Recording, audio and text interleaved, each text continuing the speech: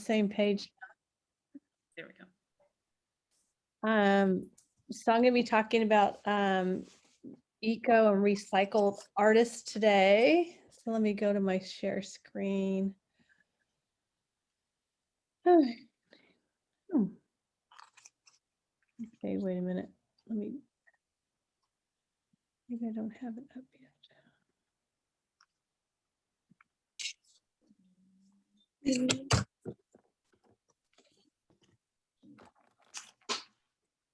Oh, there we go.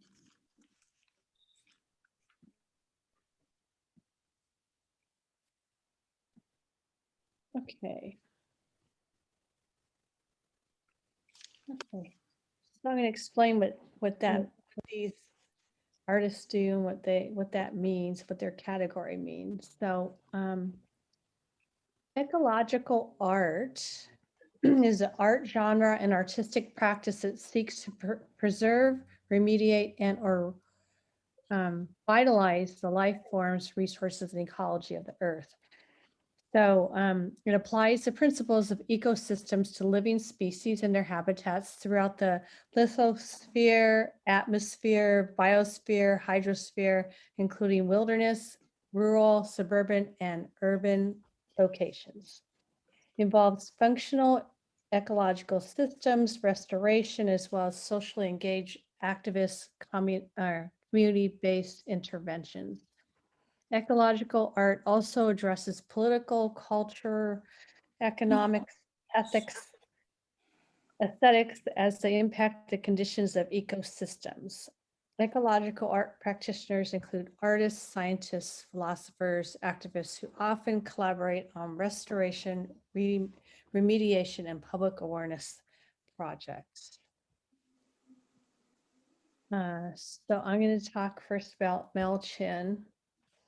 And he actually is one of my heroes. I actually talked about him in my thesis for my master's, and then I got to meet him. I was in a show with him in Houston. That was very exciting. So Mel Chin was born in Houston to Chinese parents in 1951, and he was the first of his family born in the United States and was reared in a predominantly African-American and Latino neighborhood. He worked in his family's grocery store and began making art at an early age. And though he's classically trained, his art is both analytical and poetic and evades easy classification. Alchemy, botany, and ecology are but a few of the disciplines that intersect in his work. He insinuates art into unlikely places, including destroyed homes, toxic landfills, and even popular TV, investigating how art can provoke greater social awareness and responsibility. He's unconventional, politically engaged, and his products also challenge the idea of the artist as the exclusive creative force behind artwork. So he says, the survival of my own ideas may not be as important as a condition I might create for others' ideas to be realized. He often enlists entire neighborhoods or groups of students in creative partnerships. Okay, so Alexa off. Pardon? Oh, yeah, maybe that wasn't for me. Okay. We live in. Okay. So let me bring in the video.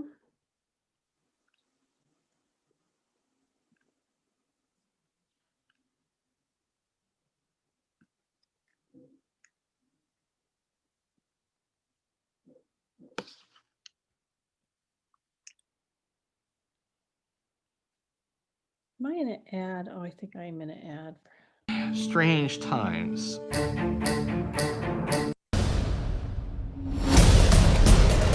Oops. Let me back this up to the beginning.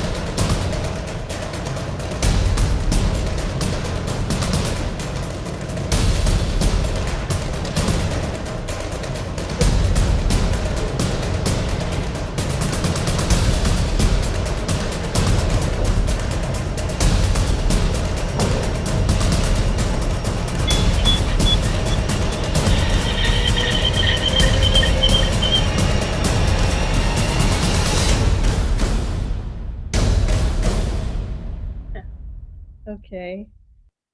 Um,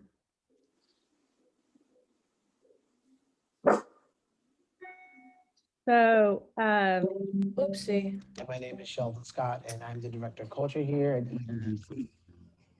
Part of my job is Director of Culture.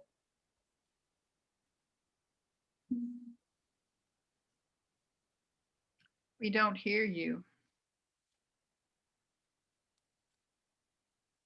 Okay.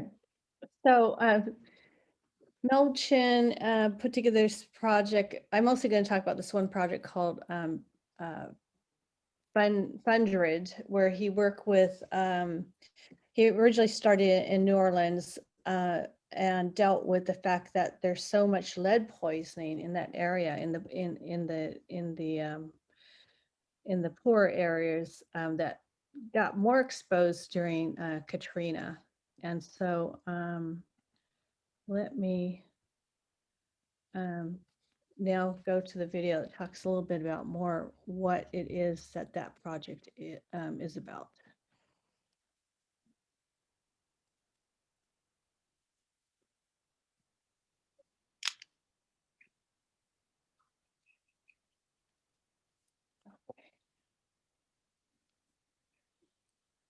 Mm. Mm.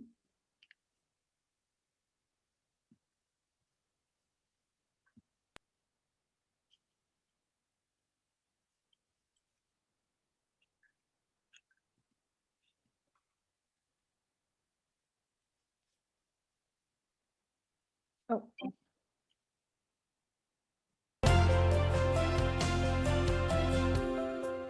Inner city childhood population poison.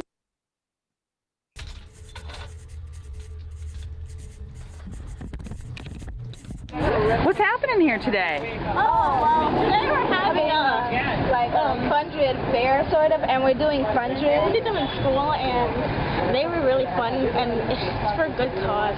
In Louisiana, in New Orleans, they have lead in the soil, and it's affecting most of the kids. Hurricane Katrina happens, and Mel is in New Orleans along with a number of artists looking at what they can do in the city to respond to the magnitude of Hurricane Katrina. What do you really need at that time to transform the city of New Orleans that had 30 to 50% of the inner city childhood population poisoned with lead before Katrina? What do? You need money. And then you realize there's no funds allocated for the relief of that. And they already know it exists. So the idea was to make money. It's going to be sent to the Congress, and it's going to be asked to turn into real money to help get solutions. If you're going to have hundreds, then you need a bank vault. This house on North Villeray Street in St. Roch looks a little out of place. The Safe House, as creator Mel Chin calls it, is home to hundreds of fundreds, drawings of $100 bills by students from New Orleans and around the country. The plan is to put them all in this armored car and drop them off in Washington.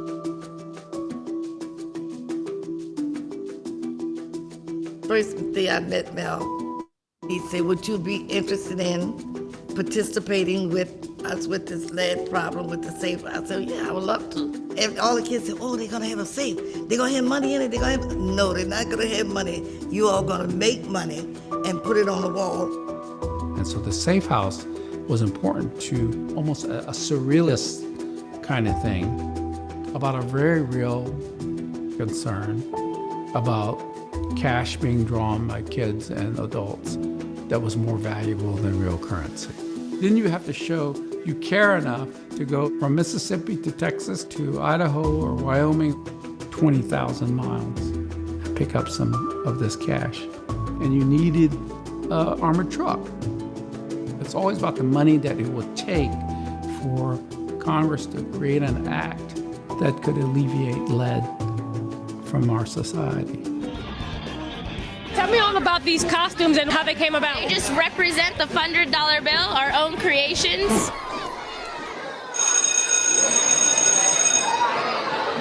Some of us are poisoned by the grounds we play on the houses we live in, and the air we breathe. What's up with that? Mel's idea for the project very early on was that it would be viral. Everyone in my whole neighborhood drew one. And in a sense it was, in that, we had conversations with educators, and they took it upon themselves to share it with their networks of educators. Teachers were reporting their accounting to us on a monthly basis. We were tracking the fundreds. The houses we live in, and the air we breathe. What's up with that? Everyone in my whole neighborhood drew one. It's only one per person, so we need lots of people to participate.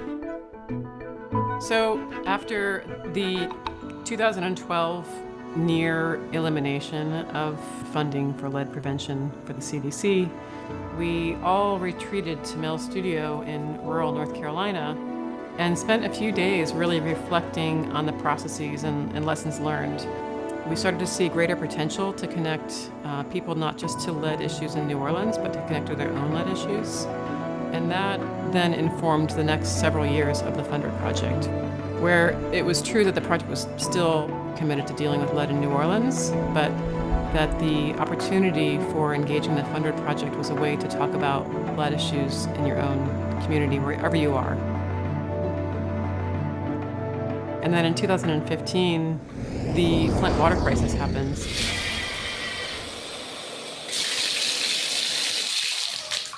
See if the camera picks this up.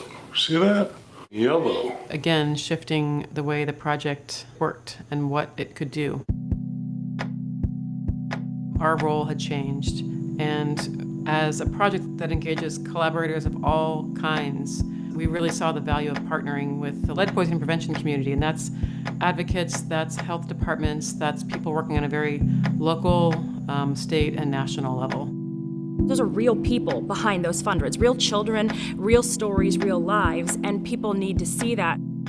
You have to respect that every fundred that was drawn needed to be represented in a proper way. So it takes a team of individuals and organizations. The team has been expanding to really dynamic people who have so many connections with the community and continue Fundred's work in the eradication of lead poisoning on a national scale. We really tried to think about how to bring in some larger partners and to really bring the Fundred Project, some national scope and some presence in DC.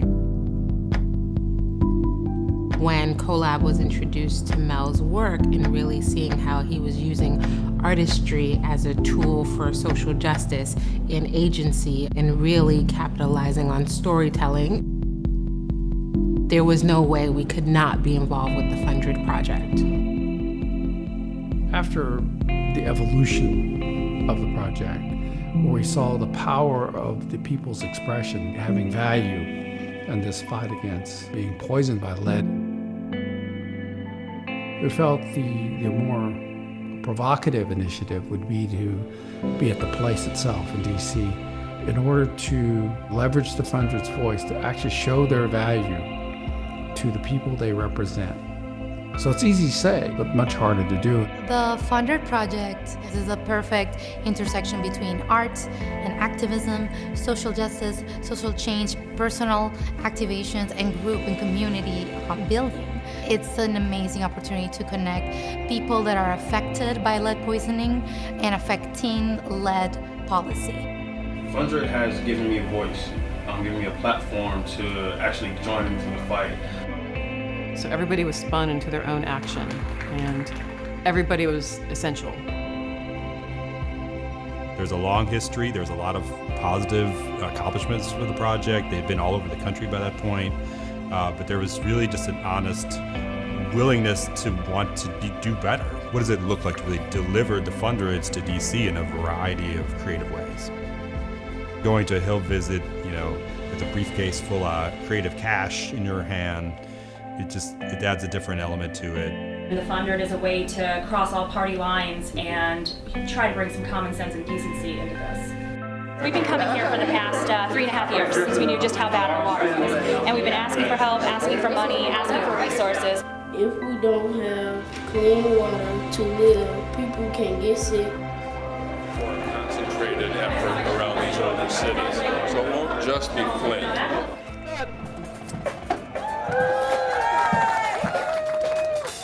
One of our most impactful moments was in 2017.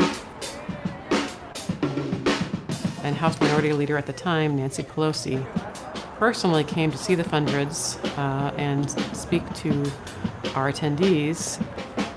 For you to use the arts as a way to raise the awareness of it and attract attention is so important. We owe these children so much more, and you're leading the way to help us recognize that. So I thank you for that. Thank you so much. My pleasure. I have been following the Fundred Project for a few years. You know, Mel and I have always talked about the possibility of collaborating at some point. So this project actually looks at race and environmental justice like very clearly with the work that Mel's been doing over the last 11 years. And we're just happy to have it here in our space. It's impactful seeing the young men who created the original Fundreds over a decade ago take ownership of the project, carry their stories and the stories of other young people, and present that to elected officials like Rashida Tlaib, who's on the forefront of justice. Okay, I'm sure he'll be familiar, but he may not. And you got the Red Lab map. Yes. That's all we need. I don't need to know more. We became aware of a bill that has been in committee, the Lead Safe Housing for Kids Act. So we lent our support of the Fundred Project behind this act because it's one more thing that can be done that actually can make impact across the country.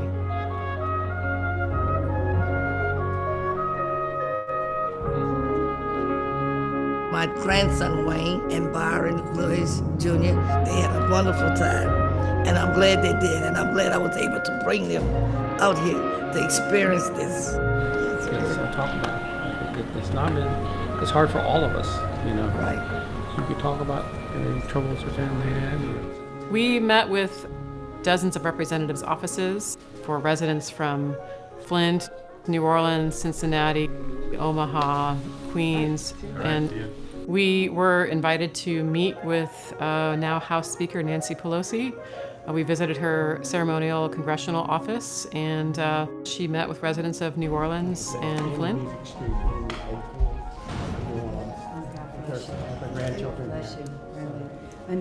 It made me feel so good when she came over and she shook my hand and she said such wonderful words.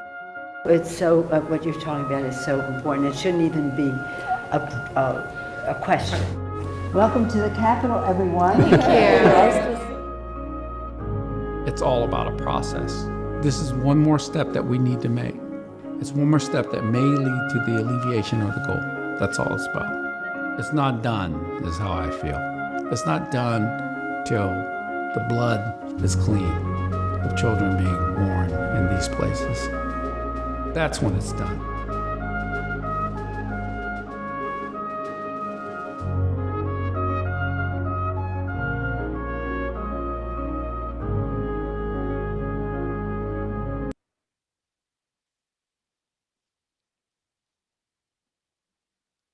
Okay. So I think he's an amazing collaborator and coming up with the whole idea of doing this project, and they've been doing it for over 10 years. Pretty admirable. And I'm wondering what people think. I mean, this isn't your typical art project. do you consider him an artist, or what would you call him, I guess? I mean, he's not, I'm just curious if people will think of him more as, I don't know what to call him, actually. I think of him as a social activist. Yes, yes. I mean, I would call him that first and then an artist. I mean, what else has he done that's actually looks like art that he's done? Because what we saw in that movie was what the children and other participants had done. We didn't see what he did. Well, the whole concept was his. The whole concept. He's a socially engagement artist, and he's a community artist. So what they do is they come up with a concept, and then they involve the community. I mean, so the whole concept is his art, and the idea the safe house, and just how he works in community. That is actually a kind of art. So it's not it's not like he creates something for people to look at. He creates something for people to participate in. So he's done, I mean, he's done a lot of different things. Some of them have been more plant related. He planted different kinds of plants to clean a waterway. But I have seen, actually, when I was in the show with him in Houston, he did do actual things that hung on the wall. That was, I was a little surprised at, because I hadn't really seen that much of that kind of his work. So,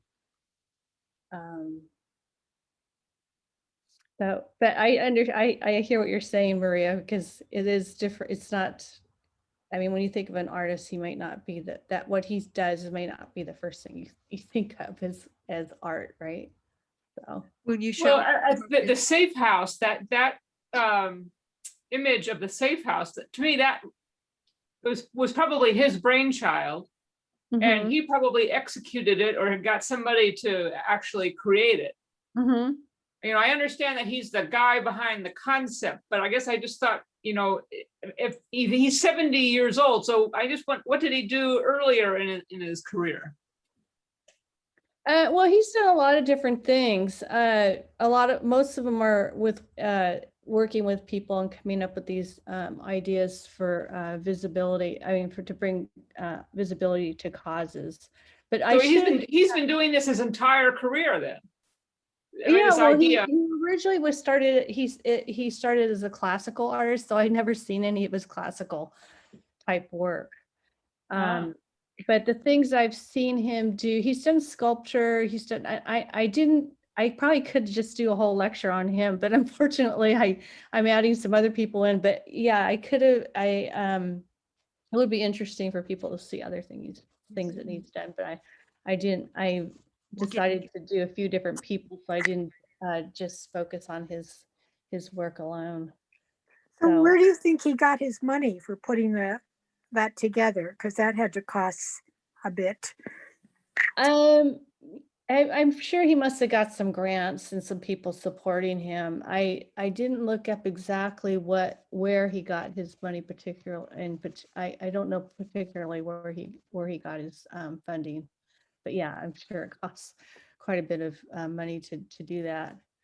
And that he went all out, getting the armored car and getting the big lock on the front door, on the front of that house. And so it didn't look like he spared much. He went all out, which I appreciate too. Karen, did you have something you wanted to say? Well, the idea that you have to put your hands on a project to make it be art is something that I think we've discussed in other classes. When I went to see the esteemed artist Sol LeWitt, he does graphic kinds of things, but he doesn't actually carry them out. He sends often the templates and then has people at, say, a Museum of Contemporary Art in Massachusetts draw them on the wall. So he doesn't actually touch it at all. But again, as you said, the concept is his. So, but his is straight art, and to me has not as big a ripple effect as this social activist does. So I just find it fascinating that you brought this to our attention because I was not aware of him. And yet my daughter, who's a curator in the field, has often talked about being interested in social justice and social activism projects. And she looks at artists that way. So. Okay.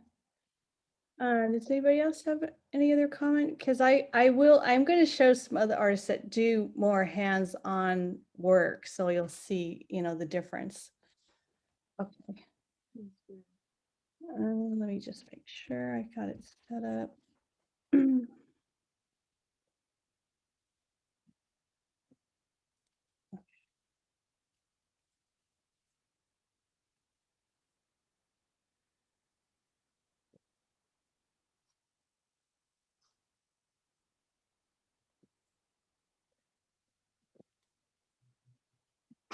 Okay, so I'm going to talk about recycled art, which is created from discarded materials that were once had another purpose. This could include anything from old plastic toys to vehicle tires to fabric, building materials. Sometimes the purpose is to highlight overconsumption. And it could also be about using what's available. And, they give a couple examples as far as like making quilts, like we've talked about before, people using clothing and then during World War I, soldiers in the trenches sometimes took spent artillery shells and carved images on them to make artwork. So I'm going to talk about now Aurora Robson, and she is very hands-on, creates all her work. So she also has worked with other groups of people to create. So she was born in 1972 in Canada, and she got her BA in Visual Arts and Art History from Columbia University.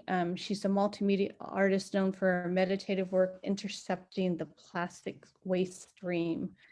And her practice is a lot about shifting negative trajectories. And interesting enough, one of her original inspirations were these nightmares she had while she was a child. So let me show you her now.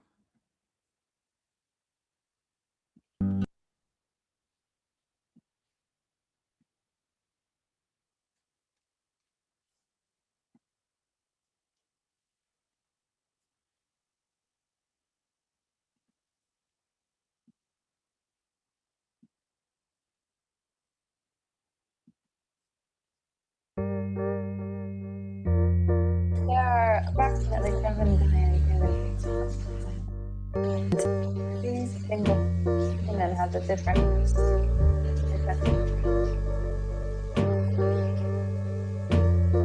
like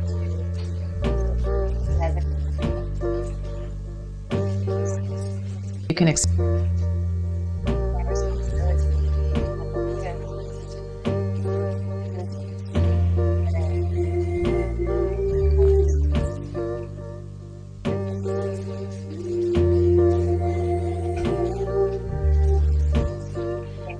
might be relevant.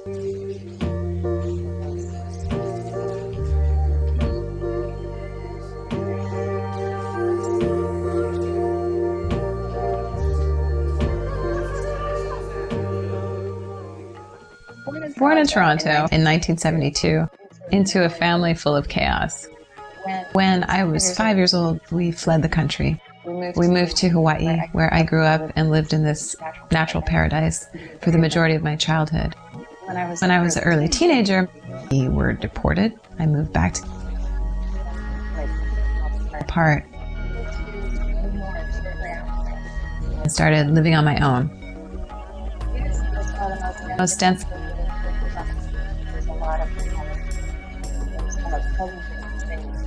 they're simultaneous. Conflict, there's always potential.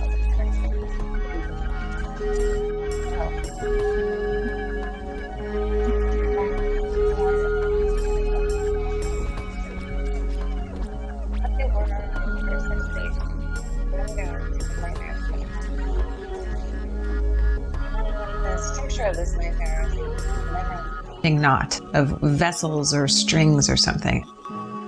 In the negative spaces, these blobs would emerge and I'd feel like they were going to suffocate me. I'd wake up afraid of the blobs. It would be an interesting practice, personally, try to render these nightmare landscapes, but subjugate the negative somehow and turn them into a more inviting place. Transformation is a huge part of what I'm interested in.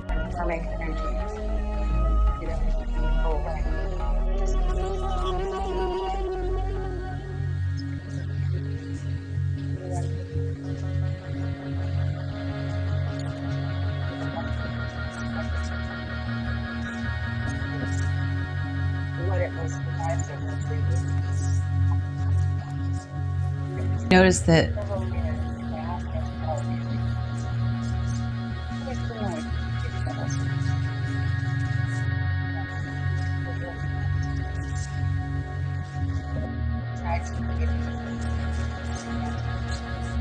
using this nightmarish material, this debris.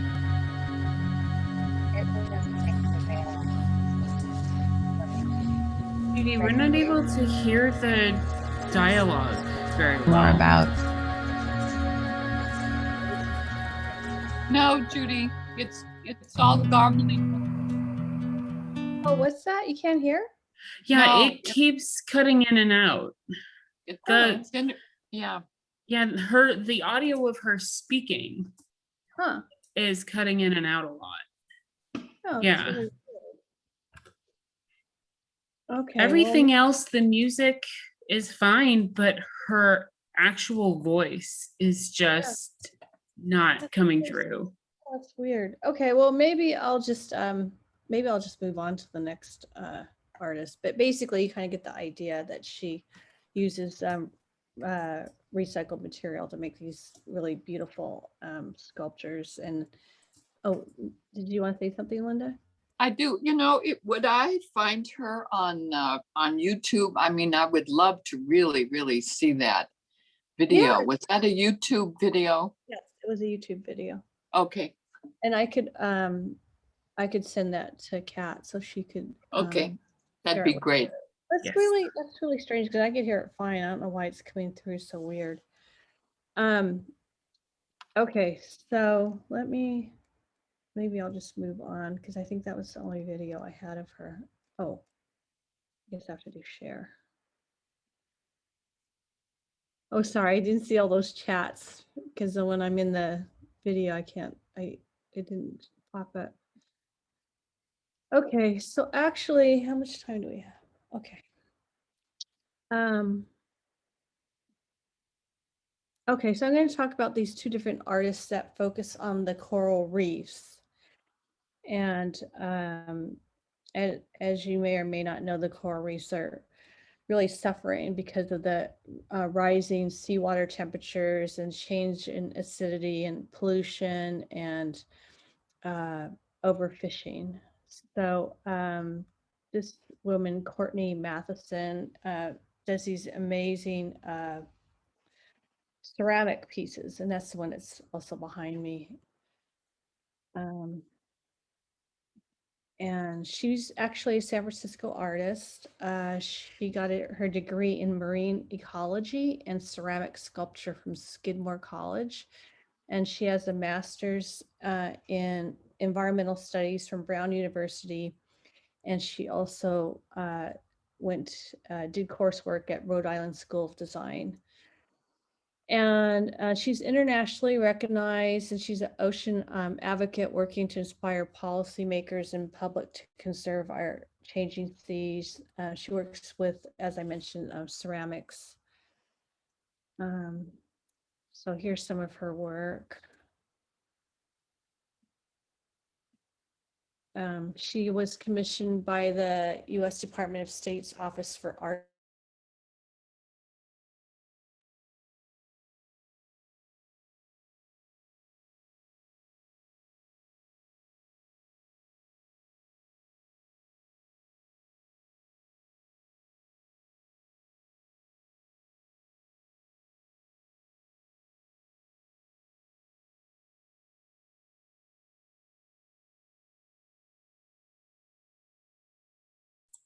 Uh-oh.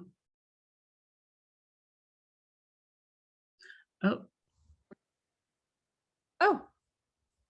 There you are. Did I bounce out? It's really There you weird. are. Did I leave for a second? Yeah, momentarily. Geez, I don't know why my internet's not working so well today. Maybe I've got too many things open. Maybe I should try to close some things. Let me just see. Oh. Maybe that's why the sound's not coming through so well. I'm just gonna try to, okay. Let's see if that helps any. Okay, so I'm gonna go back to share screen then. Well, anyway, let me just show you her work. Well, I'll show you her a video.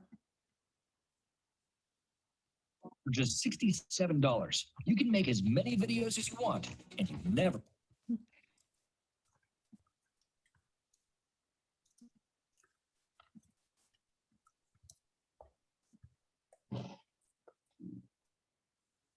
I'm gonna add, so I gotta. Need to pick up a camera or use any.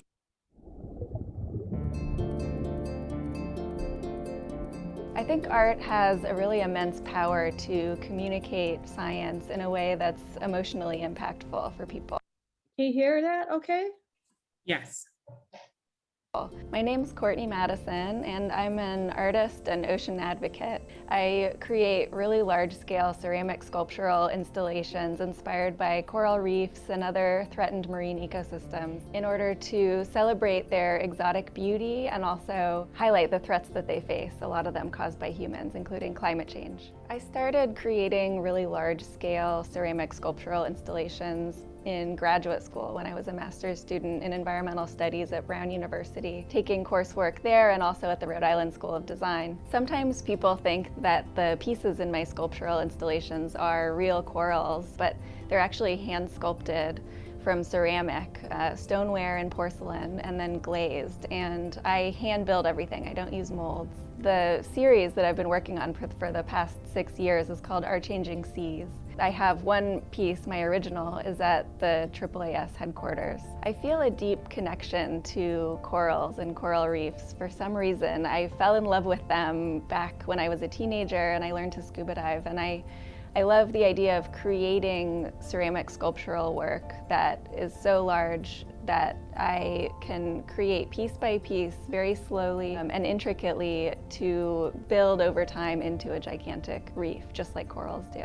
Coral reefs are immensely threatened right now, especially from climate change, but also from overfishing, ocean acidification, and land-based sources of pollution, which cumulatively are all threatening coral reefs to the point where they may be functionally extinct by the end of this century. It's really scary because coral reefs are so crucial to the functioning of really key habitat that supports 25% of all the species in the ocean. I'm really grateful to AAAS for their support in allowing me to exhibit my work to the public and for caring so much about communicating science to the public realm. I really applaud AAAS for the work they're doing. Okay.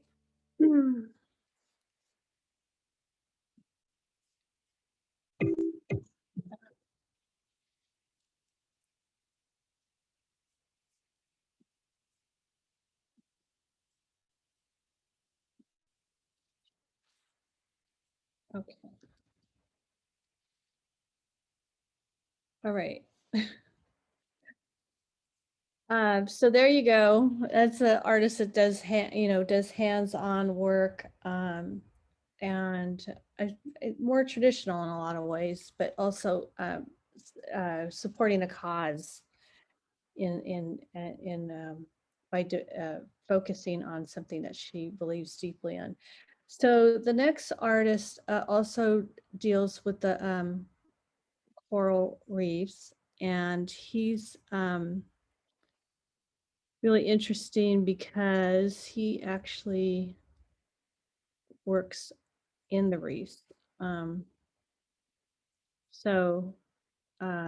Jason DeCaris Taylor, you may have heard of him.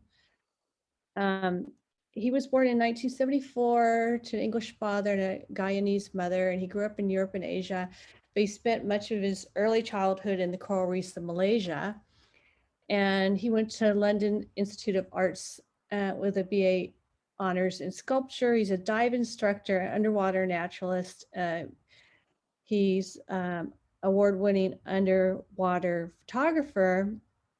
And he photographs a lot of his own work because it's the only way that most people can see it because it's underwater. So this is one of his installations called Crossing the Rubicon in Spain. And then in 2006, he founded and created the world's first underwater sculpture park in Grenada in the West Indies. It's one of the top 25 wonders of the world. And it's instrumental in the creation of a national marine protected area by that government. And then he also just in 2009 created this museum with over 500 sculptures in it. It's off the coast of Cancun. So I think I'm just going to skip reading all this because he kind of goes into it himself.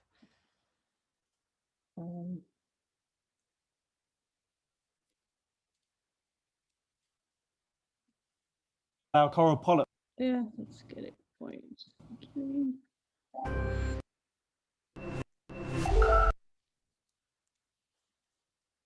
Okay, I'll show you part of his TED talk because he explains a lot about what the project is.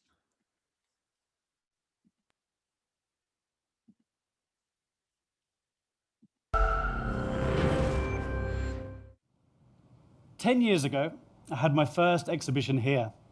I had no idea if it would work or was at all possible, but with a few small steps and a very steep learning curve, I made my first sculpture called The Lost Correspondent. Teaming up with a marine biologist and a local dive center, I submerged the work off the coast of Grenada in an area decimated by Hurricane Ivan. And then this incredible thing happened. It transformed. One sculpture became two quickly became 26. And before I knew it, we had the world's first underwater sculpture park. In 2009, I moved to Mexico and started by casting local fishermen. This grew to a small community, to almost an entire movement of people in defense of the sea, and then finally to an underwater museum with over 500 living sculptures.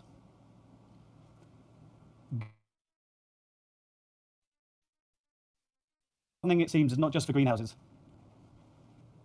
We've since scaled up the designs. Ocean Atlas in the Bahamas, rising 16 feet up to the surface and weighing over 40 tons. To now, currently in Lanzarote, where I'm making an underwater botanical garden, the first of its kind in the Atlantic Ocean. Each project, we use materials and designs that help encourage life. A long-lasting pH-neutral cement provides a stable and permanent platform. It is textured to allow coral polyps to attach. We position them down current from natural reefs so that after spawning, there's areas for them to settle. The formations are all configured so that they aggregate fish on a really large scale. Even this VW beetle has an internal living habitat to encourage crustaceans such as lobsters and sea urchins. So why exhibit my work in the ocean? Because honestly, it's really not easy. When you're in the middle of the sea, under a 100-foot crane, trying to lower 8 tons down to the sea floor, you start to wonder whether I shouldn't have taken up watercolor painting instead. But in the end, the results always blow my mind.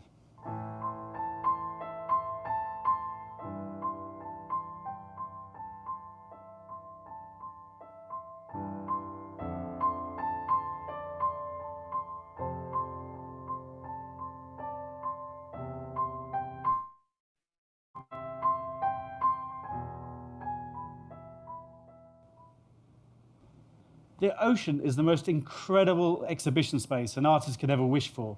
You have amazing lighting effects, changing by the hour, explosions of sand covering the sculptures in a cloud of mystery, a unique timeless quality, and a procession of inquisitive visitors, each lending their own special touch to the site.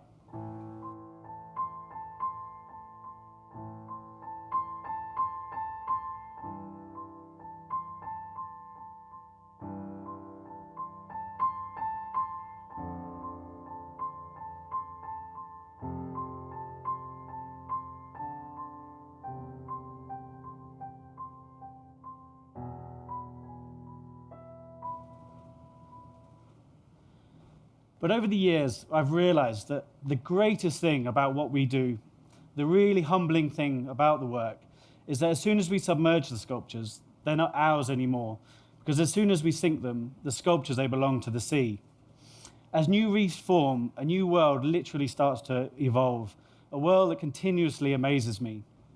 It's a bit of a cliche, but nothing man-made can ever match the imagination of nature. Sponges look like veins across the faces. Staghorn coral morphs the form. Fireworms scrawl white lines as they feed. Tunicates explode from the faces. Sea urchins crawl across the bodies feeding at night. Coralline algae applies a kind of purple paint. The deepest red I've ever seen in my life lives underwater. Gorgonian fans oscillate with the waves. Purple sponges breathe water like air. And grey angelfish glide silently overhead. And the amazing response we've had to these works tells me that we've managed to plug into something really primal, because it seems that these images translate across the world, and that's made me focus on my responsibility as an artist and about what I'm trying to achieve. I'm standing here today on this boat in the middle of the ocean, and this couldn't be a better place to talk about the really, really important effect of my work, because as we all know, our reefs are dying and our oceans are in trouble. So here's the thing, the most used, searched, and shared image of all my work thus far is this. And I think this is for a reason, or at least I hope it is. What I really hope is that people are beginning to understand that when we think of the environment and the destruction of nature, that we need to start thinking about our oceans too. Since building these sites, we've seen some phenomenal and unexpected results. Besides creating over 800 square meters of new habitats and living reef, visitors to the marine park in Cancun now divide half their time between the museum and the natural reefs, providing significant rest for natural, overstressed areas. Visitors to Ocean Atlas in the Bahamas highlighted a leak from a nearby oil refinery. The subsequent international media forced the local government to pledge $10 million in coastal cleanups. The sculpture park in Grenada was instrumental in the government designating the spot a marine protected area. Entrance fees to the park now help fund park rangers to manage tourism and fishing quotas. The site was actually listed as a wonder of the world by National Geographic. So why are we all here today in this room? What do we all have in common? I think we all share a fear that we don't protect our oceans enough. And one way of thinking about this is that we don't regard our oceans as sacred, and we should. When we see incredible places like the Himalayas or the Sagrada Familia or the Mona Lisa even, when we see these incredible places and things, we understand their importance. We call them sacred, and we do our best to cherish them, to protect them, and to keep them safe. But in order to do that, we are the ones that have to assign that value. Otherwise, it will be desecrated by someone who doesn't understand that value. So I want to finish up tonight by talking about sacred things. When we were naming the site in Cancun, we named it a museum for a very important and simple reason. Museums are places of preservation, of conservation, and of education. They're places where we keep objects of great value to us, where we simply treasure them for them being themselves. If someone was to throw an egg at the Sistine Chapel, we'd all go crazy. If someone wanted to build a 7-star hotel at the bottom of the Grand Canyon, then we would laugh them out of Arizona. Yet every day we dredge, pollute, and overfish our oceans. And I think it's easier for us to do that because when we see the ocean, we don't see the havoc we're wrecking. Because most people, the ocean is like this. And it's really hard to think of something that's just so plain and so enormous as fragile. It's simply too massive, too vast, too endless. And what do you see here? I think most people actually look past to the horizon. So I think there's a real danger that we never really see the sea. And if we don't really see it, if it doesn't have its own iconography, if we miss its majesty, then there's a big danger that we take it for granted. Cancun is famous for spring break, tequila and foam parties. And its waters are where frat boys can ride around on jet skis and banana boats. But because of our work there, there's now a little corner of Cancun that is simply precious for being itself. And we don't want to stop in Grenada, in Cancun, or the Bahamas. Just last month, I installed these 4 horsemen of the apocalypse in the Thames River in central London, right in front of the Houses of Parliament, putting a stark message about climate change in front of the people that have the power to help change things. Because for me, this is just the beginning of the mission. We want to team up with other inventors, creators, philanthropists, educators, biologists to see better futures for our oceans. And we want to see beyond sculpture, beyond art even. Say you're a 14-year-old kid from the city and you've never seen the ocean, and instead of getting taken to the Natural History Museum or an aquarium, you get taken out to the ocean, to an underwater Noah's Ark, which you can access through a dry glass viewing tunnel, where you could see all the wildlife of the land be colonized by the wildlife of the ocean. Clearly, it would blow your mind. So let's think big and let's think deep. Who knows where our imaginations and willpower can lead us? I hope that by bringing our art into the ocean, that not only do we take advantage of amazing creativity and visual impact of the setting, that we're also giving something back. And by encouraging new environments to thrive, and in some way opening up a new, or maybe it's a really old way of seeing the seas as delicate, precious places worthy of our protection. Our oceans are sacred. Thank you. Okay. Huge.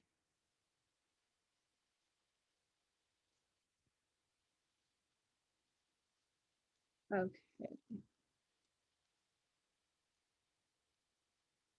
Okay, I'm back, I think now.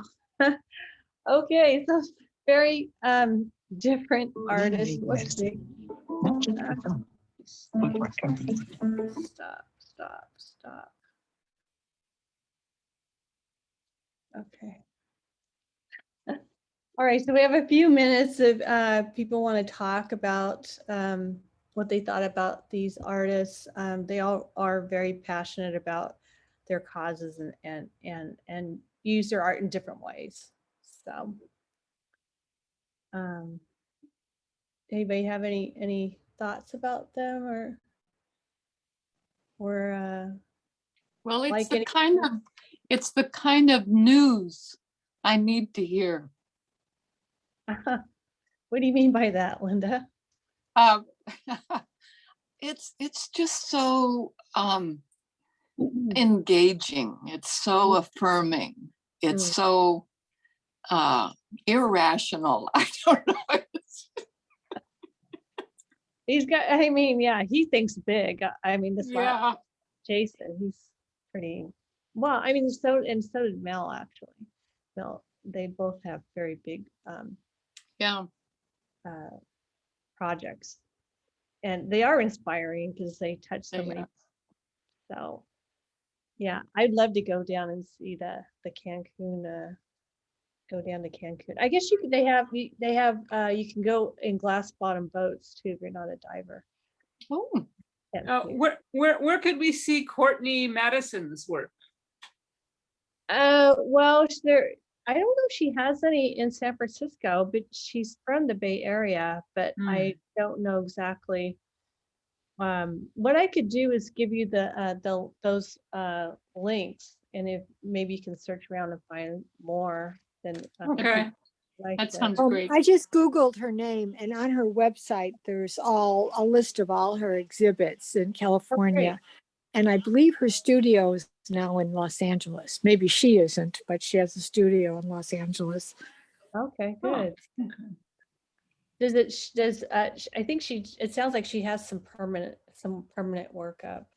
I mean, some maybe in collections. So one of the closest was San Luis Obispo, but she's got an exhibit going now. Oh, okay. Oh, good. So it has her current work. Even better. Yeah. Want to take a drive? Okay. So I think that's it. I mean, after talking to everyone, I thought, gosh, I guess I could have just done one whole hour on Mel, or I could have done one, but I kind of just gave you a little window into these different people, and I like that that people want to do more research on them. So yeah, thank you. So that's good. All right, everybody. I guess that's it. Thanks for being here today. Thank you. Bye. All right, see you Bye-bye. later. Thank you. You're welcome.